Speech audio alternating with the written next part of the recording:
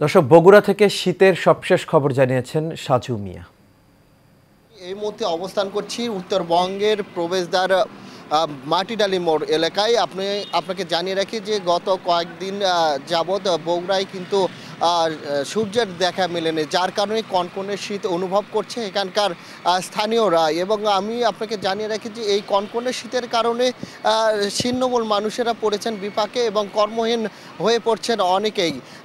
আমি যদি আপনাকে জানাই যে যারা খেটে খাওয়া মানুষ, তাদের যে পরিস্থিতি সৃষ্টি হয়েছে এই ঠান্ডার কারণে, তারা কিন্তু তাদের কাজকর্মে যেতে পারছেন না। এবং আমি আপনাকে জানাতে চাই যে সরকারি বা বেসরকারিভাবে এই যারা ছিন্নমূল মানুষ রয়েছেন তাদের কিন্তু শীতের যে উষ্ণ কাপড় সেটা দিচ্ছেন। এবং অনেকেই আমরা দেখেছি যে রাস্তার পাশে তারা কিন্তু এই আগুন জ্বালিয়ে শীত নিবারণ করছেন।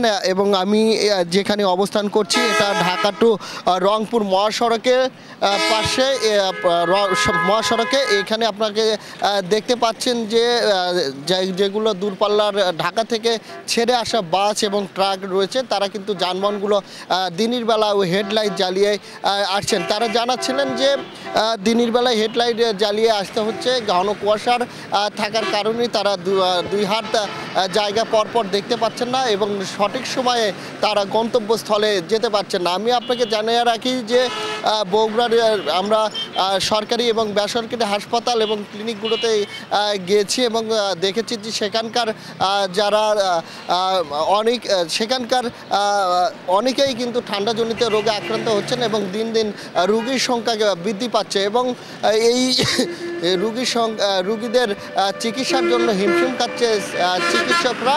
এবং তাদের চিকিৎসকরা পরামর্শ প্রদান করেছেন যে যারা এই ঠান্ডাজনিত রোগে আক্রান্ত হচ্ছেন তারা যেন চিকিৎসা নেন এবং যারা এখন পর্যন্ত আক্রান্ত হয়নি তারা যেন সাবধানে সতর্কতা অবস্থানে থাকেন। এবং আপনাকে জানাই যে বগুড়ার যে শীতের যে অবস্থান, এই কনকনে শীত এবং হিমেল হাওয়ায় আর কারণে শীতের অনুভবটা বেশি হচ্ছে, এমনটাই ছিল বগুড়ার শীতের সর্বশেষ পরিস্থিতি।